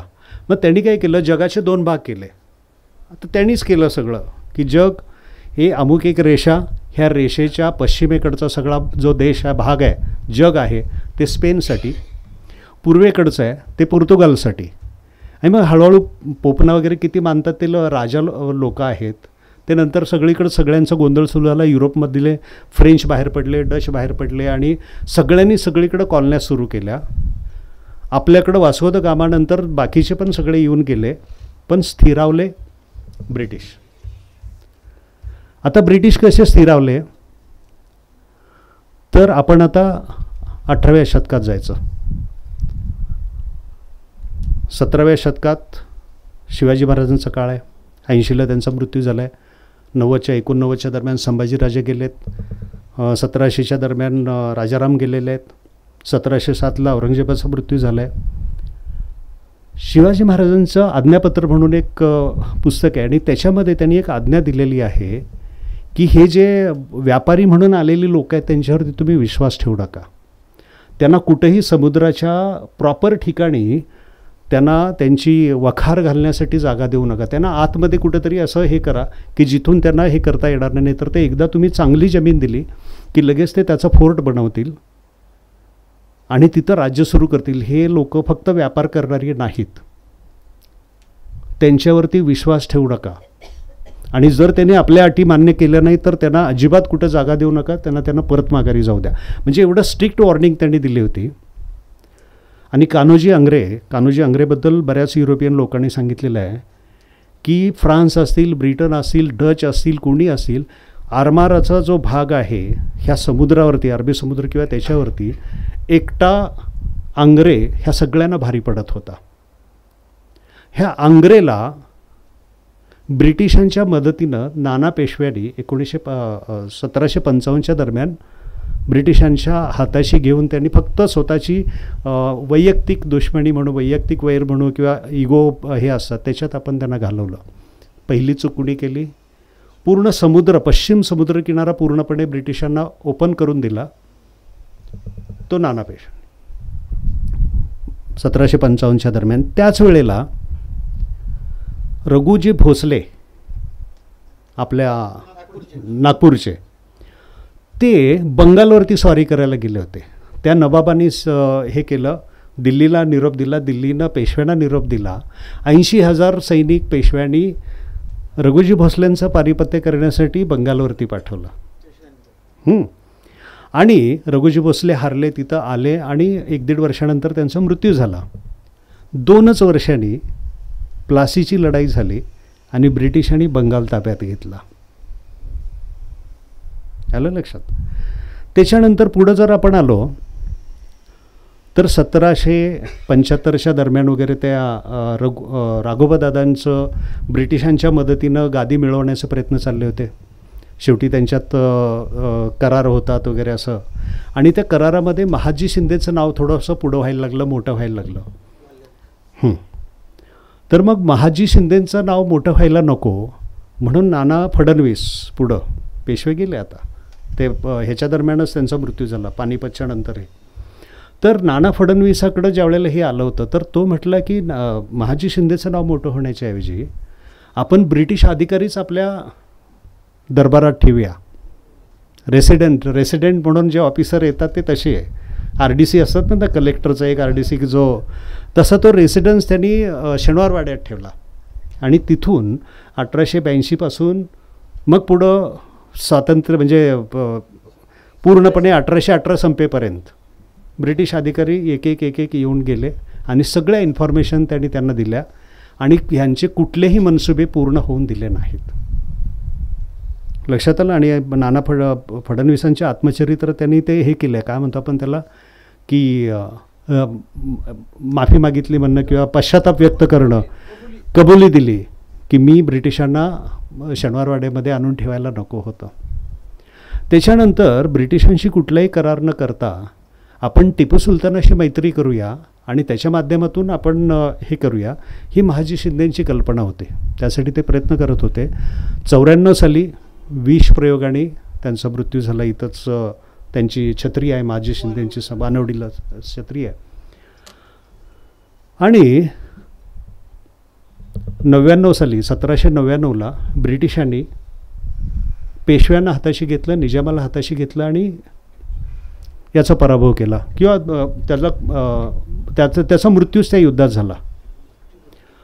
तो जो हे होता, आता त्या ॲग्रीमेंटबद्दल मी तुम्हाला सांगतो. ब्रिटिशांनी काय सांगितलं होतं की पेशव्यांचा जो भाग टिपू सुलताननी घेतला असेल तो पेशव्यांना परत मिळेल, निजामाचा जो भाग त्यांनी घेतला असेल तो त्यांना मिळेल आणि मग राहिलेला जो आहे टिपूचा तो ब्रिटिशांना. गंमत बघा, तुमचे काही 1-2 तालुके घेतले असतील त्यांनी, एखादा जिल्हा घेतला असेल तो तुम्हाला मिळाला, निजामाला त्याचा तालुका किंवा जिल्हा मिळाला, राहिलेलं अख्खं राज्य कुणाला गेलं? ब्रिटिशांना. आपणच आपल्या पायावरती कसा धोंडा मारतो हा तो इतिहास आहे. आणि मग नंतर त्यांनी जे प्लॅनिंग केलं ब्रिटिशांनी, म्हणजे 1800 सालच्या दरम्यानचे त्यांचे काही कम्युनिकेशन्स आहेत की त्या काळामध्ये ते विचार करतायत की आता भारत आपल्या तावडीतून कुठं जात नाही. बघा, अजूनही 1818 व्हायचे आहे, 1857चं युद्ध व्हायचं आहे आणि त्या दरम्यान त्यांचं प्लॅनिंग चाललं आहे की वरती साम्राज्य कुणाचं आहे? रशियाचं साम्राज्य आहे. रशिया खाली येऊ नये ह्याच्यासाठी आपण प्रयत्न केले पाहिजेत. मग ते रुडियार्ड किपलिंग म्हणून जो लेखक आहे त्यांनी त्यावेळेला कम्युनिकेशन नंतर केलेलं आहे की आपण सगळ्यांनी हे केलं पाहिजे. इकडं दोस्तोयेव्स्की म्हणून जो लेखक आहे तो म्हणतो की आपण मिडल ईस्टमध्ये खाली उतरलं पाहिजे, आपण कुणाला घाबरलं नाही पाहिजे. असं ते त्यांचं वसाहतवाद. त्यावेळेला रशिया सम्राट होती आणि रशियाची भीती ही इंग्लंडला नेहमी असायची की आपलं साम्राज्य इकडं याच्यामध्ये ईस्टर्न भागामध्ये रशियामुळं ब्रेक होईल, आपण रशियावरती हे केलं. त्या दोघांचं युद्ध कधी झालं नाही, पण सतत ज्याला कोल्ड वॉर आपण म्हणतो की नाही ते ब्रिटिशांचं तेव्हापासून होतं. आणि मग त्यांनी काय केलं, 1857ला जसं आपलं स्वातंत्र्य युद्ध झालं, हिंदू मुस्लिम आणि एकत्र लढल्यानंतर मग ब्रिटिशांनी डिवाइड ॲट एम्पेरा, रोमन जी म्हण आहे divide at एम्पेरा, divide and rule, हे सुरू केलं. मग अयोध्येचं प्रकरण काढलं. गोहत्याबंदीचं तर 1885चं एक एलिझाबेथ राणीचं इथल्या गव्हर्नरला किंवा व्हाईसरायला पत्र आहे की हे जे गोहत्याबंदीचं गोरक्षण जे काय चालू आहे ते मुस्लिमांच्या विरोधी नाही, तर ते आपल्या विरोधी आहे. कारण त्या चळवळीमध्ये हिंदू होते, मुस्लिम होते, ख्रिश्चन होते, पारशी होते, सगळेजण त्या ह्याच्यामध्ये होते, मोर्चामध्ये किंवा ह्याच्यामध्ये. पण मग ब्रिटिशांनी व्यवस्थित ते मुस्लिमांच्याकडे टार्गेट करून टाकलं आणि मग ते वाचवण्यासाठी गांधी नेहरूंनी कायमचा प्रयत्न करत गेले. 1906ला ही स्थापन झाली, मुस्लिम लीग स्थापन झाली. कशी स्थापन झाली? 1905ला बंगालची फाळणी केली होती, ती लोकांनी एकत्र येऊन संपवली. मग आता काय केलं पाहिजे, तर बंगालमधल्याच नवाबाला पैसे देऊन हे करून त्याला पुढं केलं आणि ते जमीनदार वगैरे जे लोक असतात त्या लोकांना एकत्र करून पहिल्यांदा मुस्लिम लीग स्थापन केली. त्याच्यानंतर अलीगड युनिव्हर्सिटीची सय्यद अहमद खाननी हे केली होती, स्थापन केली होती. तिथला जो प्रिन्सिपल ब्रिटिश होता, अलीगडची, तर तिथला जो प्रिन्सिपल ब्रिटिश होता तो व्हाईसराय आणि त्याच्या PA कनेक्टेड होता आणि तो तिथल्या लोकांना हे करत होता की तुम्ही या पद्धतीनं जा, तुम्ही ह्यांना भेटा, व्हाईसरायांना भेटा आणि तुम्ही वेगळा मतदारसंघ, वेगळ्या हे मागा. आणि ते मागायला गेले आणि त्याला लगेच त्या मंजूर झाल्या. त्यावेळीची जी व्हाईसरायची मिंटोची जी पत्नी होती तिने लिहिले की आता 6 कोटी लोक आपल्या विरुद्ध लढणार नाहीत ह्याची सोय आपण केली. ते क्रॉस करण्यासाठी किंवा त्याला हे करण्यासाठी तुमचा लखनौ करार आला 16 साली. लखनौ करार आला, नंतर खिलाफत चळवळ आली. अशा वेगवेगळ्या मुवमेंट्स करत आपण बॅलन्स करत घेतलो. म्हणजे नेहरूंचं एक भाषण आहे 1920-25 दरम्यानचं आहे, तर त्याच्यात ते म्हणतात की ब्रिटिश लोक लाखो गायींना मारत आहेत, त्यांच्याविरुद्ध तुम्ही प्रोटेस्ट करत नाही आणि कुठं हजारोमध्ये किंवा शेकड्यांमध्ये किंवा 50-60 याच्यासाठी तुम्ही खून करायला निघालेला आहे. पहिल्यांदा तुम्ही त्यांच्याविरुद्ध प्रोटेस्ट केलं पाहिजे तुम्हाला जर रक्षण करायचं असेल तर. म्हणजे हे जे होतं ना, बऱ्याच वेळेला तुमच्या मनामध्ये एखादी लाईन घुसवली जाते की हे तुमच्या समाजासाठी चांगलं आहे आणि मग राष्ट्रवादाचं सिम्बॉल तसंही बदलू शकतं. आणि जिथं चुकीचं माध्यम आहे तर तुम्ही भरकटणारच आहात. तर हा राष्ट्रवाद बऱ्याच वेळेला अज्ञानामुळं भरकटतो, बऱ्याच वेळेला दुसरी माणसं तुमच्या मेंदूमध्ये हे टाकत असतात आणि तुम्ही त्याला रिस्पॉन्ड होत असता. आणि तशाच पद्धतीने मग वेगवेगळ्या चळवळी म्हणजे 1860-70 नंतरच्या ज्या चळवळी बघितल्या तर त्या सगळ्यांमध्ये तुमच्या लक्षात येईल की ते जाणीवपूर्वक ब्रिटिशांनी त्यांना हवा दिलेली आहे आणि ते हवा देऊन त्या पद्धतीनं त्यांनी आपल्याला भरकटत नेले आणि अजूनही आपण त्या चकव्यामध्ये आहोत.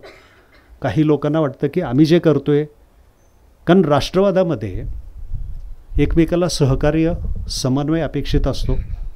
एखादी घोषणा राष्ट्रवादाची असायची गरज नसते. तुम्ही अमुकच म्हणा, अमुक जय म्हणा, अमुक मातरम म्हणा, अमुक ते करा, तमुक करा, असं जे काय सगळं चाललेलं असतं ना, एखाद्या व्यक्तीला राष्ट्रप्रेम असेल ना तर ती कुठल्याही माध्यमातून व्यक्त होऊ शकते. त्याचे शेकडो मार्ग असू शकतात. एखाद्या कुठल्या तरी माणसाने ठरवलं की ही घोषणा दिली तरच तुम्ही देशभक्त आहात, राष्ट्रभक्त आहात, राष्ट्रवादी आहात, तर तसं होत नाही. आणि हे समजून घेण्यासाठी 95% लोक वाट बघत असतात. त्यांच्यापर्यंत कुणीतरी पोचलं पाहिजे आणि त्यासाठी माध्यमं आणि त्यासाठी संस्था आणि आपल्याकडे आयडॉल्स आहेत. म्हणजे गांधी नेहरूंसारखे जर आयडॉल आपल्याला इथं मिळालेले आहेत. आपण फार नशीबवान आहोत की स्वातंत्र्य आपल्याला मिळालं आणि त्याच वेळेला स्वातंत्र्य मिळण्याच्या वेळेला ही लोक लीडर म्हणून आपल्याला होते. दुसरे असते तर आत्तापर्यंत आपलं त्या वेळेला किंवा त्याच्यानंतर जे लीडर्स स्वतंत्र झाले त्यातल्यानंतर किती लीडरनी नंतर हुकुमशाही आणली आपण जस्ट अभ्यास केला तर लक्षात येतो. आफ्रिकेमध्ये, आपल्या आशियामध्ये सुद्धा. म्हणजे लोकशाहीच्या मार्गाने ते स्वतंत्र झाले आणि त्याच्यानंतर एकदा खुर्ची मिळाल्यानंतर ती सोडायला नको म्हणून मग त्यांनी हुकुमशाही आणली आणि पुन्हा त्यांनी एरे माझ्या मागले अशी सुरती सामान्य लोकांची केली.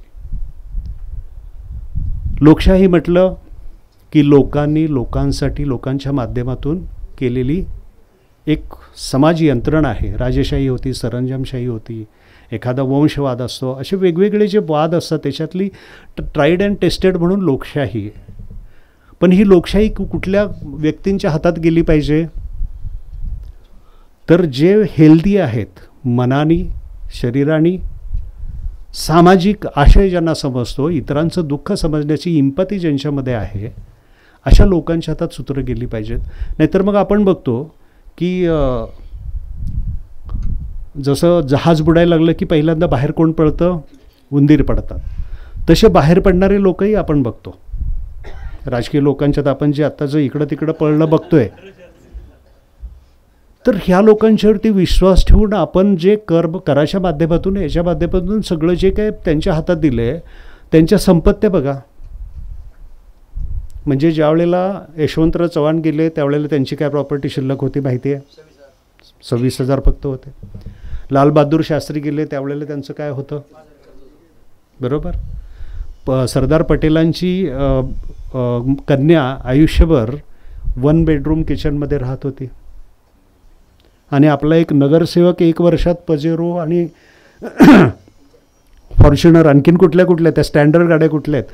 काल मी मुंबईवरून येताना तो ड्रायव्हर मला सांगत होता की सर ही गाडी आता ह्याच्यावरती आहे, मार्केटमध्ये बऱ्याच गाड्या हे होतात आहे ना.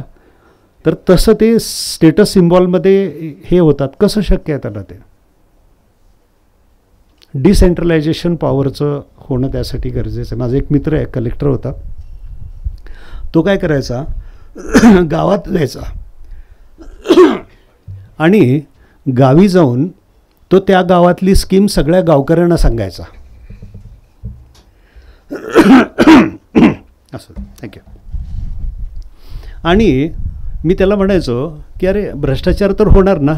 तर म्हणे नक्की होणार, पण तो पैसा एकाच माणसाच्या खिशात न जाता हा समोरचा आपली तक्रार करेल म्हणून त्याला ते द्यायला लागायचं. आलं लक्षात? तर अशा वृत्तीच्या लोकांच्या ऐवजी, म्हणजे मागच्या वेळेला मी मेमध्ये ज्या वेळेला आलो होतो सरांशी आमचं बोलणं चाललं होतं, ते म्हटले की ह्या लोकांच्यावरती फार आता हे आहे सिस्टीम, आपलं सगळं आहे, दगडापेक्षा वीट मऊ, पण आपल्याला समाजाचा सोशल साईक लसावी आपल्याला वाढवला पाहिजे, बदलला पाहिजे. त्याशिवाय दुसरं काहीही याला उपयोग नाही. नाहीतर ही लोकशाही परत हुकुमशाहीकडं, म्हणजे कोरियामध्ये लोकशाही आहे, रशियामध्ये पण लोकशाही आहे असं म्हणतात.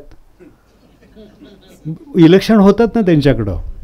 आपल्याकडेही तशीच अवस्था येण्याची शक्यता दिसते, झालीच आहे. म्हणजे सॉक्रेटिसचा आणि प्लुटोचा शेवटच्या दिवशीचा संवाद आहे. ते दोघंजण म्हणजे ज्या वेळेला विष तो घेणार होता त्यावेळेला त्यांची चर्चा चालली होती की समाजाचे शत्रू कोण. तर त्यावेळेला सॉक्रेटिस त्याला सांगतो, फिडो म्हणून ग्रंथ आहे त्याच्यामध्ये हा डायलॉग त्यांनी हे केलेला आहे की जो ज्ञानी व्यक्ती नीतिमान नसतो, अनितीच्या माध्यमातून तो दुसऱ्याला फसवून स्वतःच्या सुखसमाधानाकडं जाण्याचा प्रयत्न करतो, तो समाजाचा शत्रू आहे. आपल्या लोकशाहीमध्ये जनता सोडून बाकीचे जे जे आत्ता राजासारखे राखत आहेत ना, ते खरं नोकर आहेत. संसदेत आपण त्या लोकांना पाठवतो. एखादा मुख्य न्यायाधीश असेल किंवा एखादा कलेक्टर असेल तर आपल्या दिलेल्या पैशातून तो हे होतं, त्याला काही कुठलं बाहेरून आकाशातून पैसे पडत नाही, त्यांचे पगार आपण हे करतो.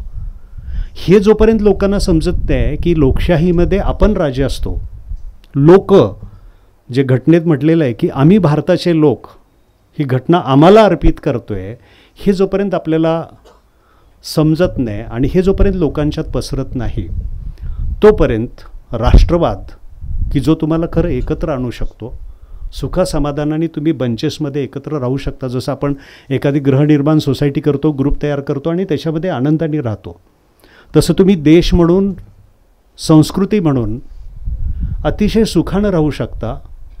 फक्त त्या 5% लोकांच्याकडं तुम्ही सूत्र कधी हातात द्यायची नसतात आणि ती दिली की तुमचा राष्ट्रवाद हा नेहमी भरकटलेला राहणार आहे.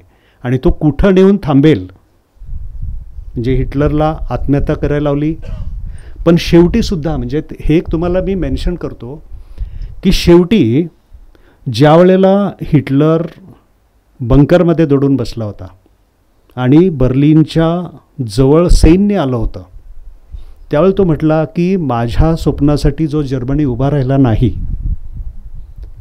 अशा हरणाऱ्या लोकांना कुठल्याही सुखी सोयी सुविधा शिल्लक नाही राहिल्या पाहिजेत. सगळी हॉस्पिटल्स, सगळ्या इमारती, सगळं महत्त्वाचं जे काही आपण हे केलेलं आहे ते सगळं डिस्ट्रॉय करा. Germany should be punished. हे कोण म्हणते? हिटलर. किती वर्षात? 12 वर्षात. त्याच्या अगोदर तो काय सांगत होता की आपली संस्कृती अशी आहे, आपल्याकडे हे आहे, आपल्याकडे ते, आपण हे करू ते करू. त्याची जर तुम्ही व्याख्यानं बघितला, आईन फोक, आईन राईश, आईन फ्युरर, म्हणजे एक लोक, एक देश, एक नेता. मग आपल्याकडं काय? हिंदी, हिंदू, हिंदुस्थान, जर्मनीमध्ये वेगळं, हंगेरीमध्ये वेगळं, असं ते फक्त कॉपी पेस्टिंग चाललेलं असतं. अमेरिकेने काय केलं? अमेरिका कशी झाली तुम्हाला माहिती आहे की आता मगाशी आपण बघितलं की तो कोलंबस इकडे गेला, नंतर हळूहळू त्यांनी वसाहती केल्या की पहिल्यांदा त्यांनी रेड इंडियन्स मारले, त्याच्यानंतर तिथल्या लोकांनी राष्ट्रवाद निर्माण केला आणि चहाच्या पार्टीवरून हे झालं आणि ते इंडिपेंडंट झाले. मग नंतर निग्रो लोकांना, शब्द वापरायचं नाही, ब्लॅक पीपलना त्यांनी गुलाम म्हणून आणून स्वतःच्या ह्याच्यात राबवायला सुरुवात केली. अब्राहम लिंकनसारख्या व्यक्तींमुळं हळूहळू ते कमी झालं. पण मग ते थ्रीट होतील म्हणून नॅशनल रायफल क्लब वगैरे त्यांच्याकडे निर्माण झाले. बघा, प्रत्येकाला बंदुका खुल्या मिळतील, हे करतील, कारण कुठल्याही वेळेला हे आपला हे करतील, खून करतील, आपल्यावरती आक्रमण करतील, आणि त्या पद्धतीनं ते चालतं. 77% व्हाईट आहेत तिथं, 77 नाही, बहुतेक 87%, आणि 13% ब्लॅक पीपल आहेत. तरीसुद्धा ते म्हणतात की 2050 साली ह्यांची लोकसंख्या आपल्यापेक्षा वाढेल आणि त्यांचं कंट्रोल आपल्यावरती येईल, आणि म्हणून त्यांना आपण सतत सप्रेस केलं पाहिजे. आपल्याकडे मोहन भागवतांपासून सगळ्यांनी 17-18 साली तेच कॉपी पेस्ट आहेत. 2050 मुस्लिम समाजाची लोकसंख्या वाढेल आणि मग आपल्यावरती येईल. मला एका इंजिनियर झालेल्या माणसाने हा प्रश्न विचारला होता. मग मी त्याला ते सगळं हे दाखवले होते. सेन्सक्स आपण म्हणतो की नाही, 1950 पासून जे आपल्या देशात झाले ते सगळे आकडे त्याच्यावरून दाखवलं, इतर याच्यावरून दाखवलं. शेवटी मी एक लेख लिहिला त्याच्यावरती, तो ऑगस्टमध्ये मागच्या वर्षी मी सर्क्युलेट केला. मग बऱ्याच तो लोकांची तोंड बंद झाली, आणि मग त्याच्यावरती जो ग्रंथ लिहिला, महत्त्वाचं सगळं ह्या गोष्टींवरती, समन्वयक भारताशी सुसंवाद म्हणून हे केलं. आणि मी राजेशकडे वगैरे त्याची PDF पण पाठवलेली आहे की ती व्हायरल करा. 450-500 पानांचे बाहेर हे पण ठेवलेलं आहे. आणि आणि शंकर निकम सुसंवादवरती ह्या बऱ्याच गोष्टींवरती मी बोलून ठेवलं आहे यूट्यूब चॅनलवरती. ते पण ते बघा तुम्ही, म्हणजे कारण व्याख्यानाच्या वेळेला फार बोलता येत नाही, थोडंसं टच करत प्रत्येक गोष्टीला जायचं असतं. आणि म्हणून ह्या गोष्टी सगळ्या मी सांगत गेलो की ब्रिटिशांनी आपल्याला कशा पद्धतीनं गंडवलेलं आहे, कशा पद्धतीनं. आता शेवटचा भाग जो ब्रिटिशांचा मगाशी मी बोलत होतो की पहिलं महायुद्ध झालं आणि ओटोमन साम्राज्याचे भाग केले. जसं वर्साईच्या तहाने जर्मनीला त्यांनी हे केलं, तसंच तुर्कस्तान त्यांच्या विरोधी होतं म्हणून त्यांनी तुर्कस्तानचं जे साम्राज्य होतं, ओटोमन साम्राज्य, त्याचे भाग केले. खलिफाला बरखास्त केलं म्हणून त्याची चळवळ म्हणून आपल्यात खिलाफत चळवळ सुरू झाली. गांधीजींनी त्यांना पाठिंबा दिला. पण त्याच वेळेला त्यांनी त्यांच्या लक्षात आलं की हे जे इराण, इराक वगैरे हे जे त्यांनी भाग केले, तुम्ही बघा ना, त्यांचे नकाशे जर असतील तर ते असे पेनाने ओढल्यासारखे दिसतात. लक्षात आलं ना तुमच्या? तर तसं त्यांनी डिवायडेशन केलं आणि त्या डिवायडेशनमध्ये त्यांच्या लक्षात आलं की इथं ऑइल सापडते जे आपल्याला आत्ताची गरज आहे, पुढची गरज आपण म्हणतो तसं. म्हणजे जसं युक्रेनमध्ये काय सापडेल किंवा आपल्या काश्मीरमध्ये काय सापडेल ह्याच्यावरती त्यांचं बारीक लक्ष असतं, आणि मग ते भाग आपल्या ताब्यात कसे राहतील. तर तसा प्रयत्न त्यांनी त्यावेळेला केला. आणि त्यांच्या लक्षात आलं की गांधी, नेहरू, पटेल, मौलाना आझाद आणि ह्या सगळ्यांचा जो ग्रुप तयार झाला होता, म्हणजे गांधीजी 9 जानेवारी 1915ला भारतात आले. आल्यानंतर त्यांना कोण कोण भेटत गेलं, हे राजेंद्र प्रसाद ह्याला भेटले, चंपारण्याच्या सत्याग्रहात भेटले, वल्लभभाई पटेल असतील, माळवणकर असतील, नेहरू असतील, सुभाष नंतर असेल. असं त्या एक पहिल्या 8-10 वर्षातच हे सगळं जे ग्रुप तयार झाला ना, नंतर जो स्वातंत्र्य 30 वर्ष पुढे जे लढले ते सगळे त्यावेळेला एकत्र आलेत. आणि ब्रिटिशांच्या लक्षात आलं की ही लोकं जर इथं असतील तर आपल्याला ज्याला आपण म्हणतो लॉन्चिंग पॅड म्हणून भारताचा उपयोग होणार नाही. कारण आता त्यांचं भारताला पिळवणूक करून झालं होतं, भारतामधून जास्त त्यांना हे मिळत नव्हतं. म्हणजे त्यांचा जो अर्थशास्त्रज्ञ आहे त्यांनी रिपोर्ट पण दिला होता की एवढे एवढे हजार कोटी किंवा अब्जावधी रुपये आपला खर्च आहे आणि एवढा इन्कम आहे. म्हणजे प्रॅक्टिकली ते अशक्य झालं होतं. ॲटलीनं ते जाहीर केलं ना की भारतावरती राज्य करणं आता आम्हाला प्रॅक्टिकली शक्य नाही. त्याच्या अगोदरचे सगळे ते रिपोर्ट्स आले होते त्यांचे. आणि मग भारत हा आपल्याला आपल्या ताब्यात राहणार नाही, पण मग भारताचा असा भाग आपण आपल्या ताब्यात घेऊया की जो मिडल ईस्टवरती आपल्याला लक्ष देण्यासाठी उपयोगी पडेल. लॉन्चिंग हे म्हणतो. आणि त्यावेळेला कसं बोटींचं पहिलं साम्राज्य होतं, त्यामुळे त्यांनी कराची बंदर डोक्यात ठेवलं. त्याच्यानंतर वायव्येचा जो भाग आहे, सरहद्द म्हणजे आपण म्हणतो ना वायव्य भारताचा जो भाग आहे, जो आता पाकिस्तान आणि हे झालं आहे, ते पूर्ण प्लॅनिंग करून त्यांनी तो सेपरेट केला होता.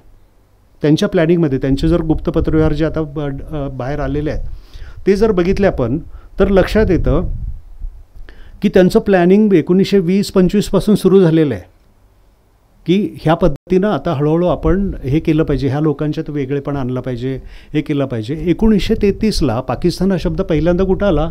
इंग्लंडमध्ये. एक रहमत अली खान म्हणून एक व्यक्ती आहे, 35 वर्षाची आहे. तिनं नाऊ ऑर नेव्हर म्हणून एक लेख तिथं तयार केला होता. आणि त्या लेखामध्ये त्यांनी सांगितलं होतं की आपण पाक हा शब्द म्हणजे शुद्ध, पवित्र, तर त्या पद्धतीनं आपण वेगळ्या ठिकाणी राहिलं पाहिजे. आणि आत्ताच ब्रिटिश जोपर्यंत आपल्याला सपोर्ट देत आहे तोपर्यंत आपण ते वेगळं केलं पाहिजे. त्यावेळेला त्यांनी ते 7-8 पानांचं पॅम्पलेट तयार केलं होतं केम्ब्रिजमध्ये, केम्ब्रिज की ऑक्सफर्डमध्ये कुठेतरी. आणि त्या पद्धतीनं त्यांनी ते सुरू केलं.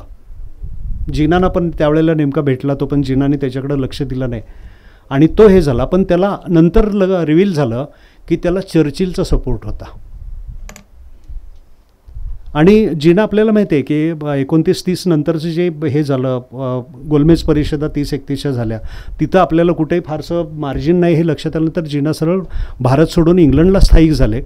आणि तिथं गेल्यानंतर लियाकत अली खान जो पाकिस्तानचा पहिला पंतप्रधान झाला, त्याची तिथं प्रॉपर्टी होती. त्याने एका ख्रिश्चन मुलीशी लग्न केलं होतं. आणि तिथं तो जमीनदार, पाकिस्तानमध्ये जमीनदार लोक जास्त आहेत बघा तसे, तर तिथं त्याची बायको आणि ते दोघं जिनाला जेवायला बोलवायचे आणि सांगायचे की गांधीजींनी ज्या पद्धतीनं हे केलेलं आहे, हिंदूंचं संघटन केले, तसं तुम्ही मुस्लिमांचं संघटन करा, पैसे आम्ही पुरवतो. म्हणजे लियाकत अली खान किंवा त्याची ख्रिश्चन बायको जी इंग्लंडची आहे, ते पैसे पुरवणार. म्हणजे त्यांना पैसे कोण देणार होतं? चर्चिल. नंतर रिव्हील झालं, एक बायोग्राफर आहे चर्चिलचा, त्याच्या लक्षात आलं की एक जिनाचा आणि चर्चिलच्या ऑफिसमध्ये किंवा घरामध्ये काम करणाऱ्या एका महिलेचा पत्रव्यवहार 10 वर्षाचा आहे, 37 ते 47. आणि मग लक्षात आलं की जिना पत्र लिहिताना त्या महिलेच्या नावाने लिहित होते, पण सगळा मजकूर चर्चिलसाठी होता. आणि चर्चिल पत्र लिहायचा जिनाला, पण त्या महिलेच्या नावाने लिहायचा. आणि तो सापडल्यानंतर लक्षात आलं की जिनाला व्यवस्थित त्यांनी पकडलेलं आहे. मग त्यावेळेला व्हिडिओग्राफी होती का, काय फायली होत्या का, वी डोंट नो. पण जिना त्या ट्रॅपमध्ये अडकले आणि त्यांचं हे झालं. ज्या दिवशी जिना हे झाले, त्यांना शेवटच्या दिवसातलं मृत्यू पावले, त्याच्या अगोदर 1-2 दिवस त्यांचा जो डॉक्टर आहे त्यांनी ऐकलं की जिना कोणाशी तरी बोलताना म्हणत होते की मी भारताची फाळणी केली, पाकिस्तान विकले, ही माझ्या आयुष्यातली फार मोठी चूक आहे. हे ज्याला लियाकत अली खानला कोणी सांगितलं ते म्हणजे म्हाताऱ्याला आत्ता सुचले, आता जाऊ दे, त्याला जाण्याची वेळ झाली. म्हणजे एवढे श्रूड आणि ह्या लोकांच्या माध्यमातून हे झाले. ज्यावेळेला पाकिस्तानची घोषणा 40 साली मुस्लिम लीगनं केली, त्यावेळेला आपले याचे खान बहादूर गफार खान आणि आणखीन एक मुख्यमंत्रीवरती होते ते, ज्यांचा खून लगेच केला नंतर 40 दरम्यान. सुरावरती नाही, हिदायत खान नाही, त्यांना हे म्हणायचं, त्यांनी एक मोठी रॅली दिल्लीमध्ये आयोजित केली होती. हजारो लोक, 70-75,000 लोक जमा केली होती. त्यांचा खून लगेच केला गेला. त्यांनी पाकिस्तानच्या याच्याविरुद्ध, पाकिस्तान निर्मितीच्या विरुद्ध त्यांनी जो हे केला होता, त्यांचा खून केला. आणि नंतर मुस्लिम लीग बरोबर जी संघटना होती, आर्मीज असतात ना, शॅडो आर्मीज, तशी मुस्लिम लीगची जी संघटना होती, तिनं हे सगळे जे राष्ट्रवादी किंवा भारतात राहण्यासाठीचे जे प्रयत्न करणारे मुस्लिम संघटना होत्या, त्यांचे सगळे लीडर मारायला सुरुवात केली. त्याला पाठिंबा कुणी दिला होता त्यावेळेला? ब्रिटिशांच्या पाठिंब्याशिवाय तर हे शक्य नव्हतं. 46ला जे हे झालं, काय म्हणतो आपण त्याला,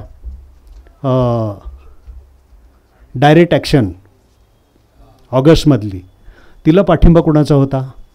त्याच्यानंतर एका त्यावेळच्या IAS ऑफिसरला, मुस्लिम होता, त्याला जिनानी सांगितलं होतं की तू हे कर, राजीनामा दे, तुला मी पैसे पुरवतो आणि डायरेक्ट ॲक्शन ह्याच्यामध्ये त्या भागामध्ये, म्हणजे कुठला वायव्य सरहद्द भागामध्ये, तिथेही तू डायरेक्ट ॲक्शन कर.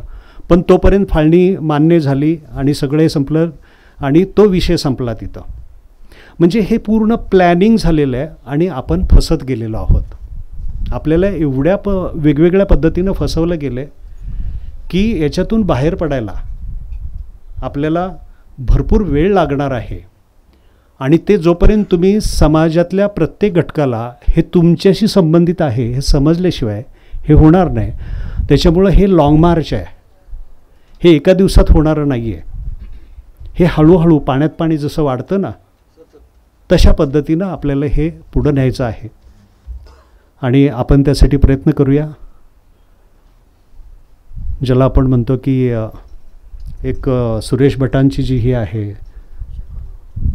उषक काल होता होता काळ रात्र झाली, अरे पुन्हा आयुष्याच्या पेटवू मशाली, अशा पद्धतीनं. कारण परिस्थिती अशी आहे, एक शेर आहे, बर्बाद गुलिस्ता करने को बस एक ही उल्लू काफ़ी था, यहाँ हर शाख पे एक उल्लू बैठा है, अंजाम गुलिस्ता क्या होगा. नमस्कार.